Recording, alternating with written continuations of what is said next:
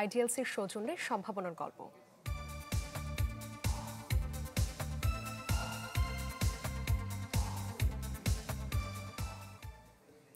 10টি গরু দিয়ে খামার শুরু করেছিলেন মাদারীপুরের গৃহবধূ সাদিয়া জাহান সাথী। কিছুদিনের মধ্যে অজ্ঞাত রোগে মারা যায় বেশ কিছু গরু। লোকসানে পড়েন সাদিয়া, তবুও থেমে থাকেননি। 5 বছরের মাথায় এখন তিনি কোটি টাকার গবাদি পশুর খামারি। মাদারীপুর পৌর শহরের সৈয়দারবালি গ্রামের সংগ্রামী নারী সাদিয়া জাহান সাথী 2019 সালে মাত্র 10টি গরু নিয়ে শুরু করেন আমিরা ডেইরি ফার্ম। শুরুটা কঠিন হলেও দমে যাননি সাদিয়া। নানা প্রতিকূলতা জয় করে এখন সফল খামারি তিনি।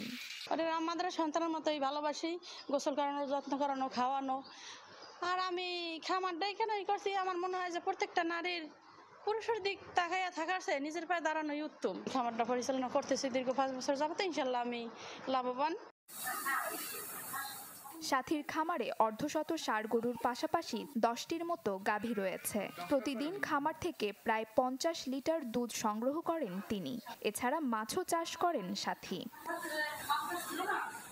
খামার করে একাই স্বাবলম্বী হননি, তৈরি করেছেন দরিদ্র নারী পুরুষের কর্মসংস্থানও। পাশাপাশি তাকে দেখে গরুর খামার তৈরিতে উদ্বুদ্ধ হচ্ছেন অনেকেই। অনেক শ্রমদার লোকজন আছে, লোকজন নিয়ে কাজকর্ম করে খুবই লাভবান আছে। আরো 2-4টা খামার হলে আমাদের এলাকায় উন্নয়ন হবে, কারণ এই খামার থাকলে অনেক কৃষি বাঁচতে পারবে এবং এলাকায় উন্নয়ন হবে, লোকজন খুব ভালো থাকবে। দুধ, ঘি, মাখন ও গরু বিক্রি করে মাসে প্রায় লাখ টাকা আয় এই সফল নারী উদ্যোক্তার। Desk report, channel 24।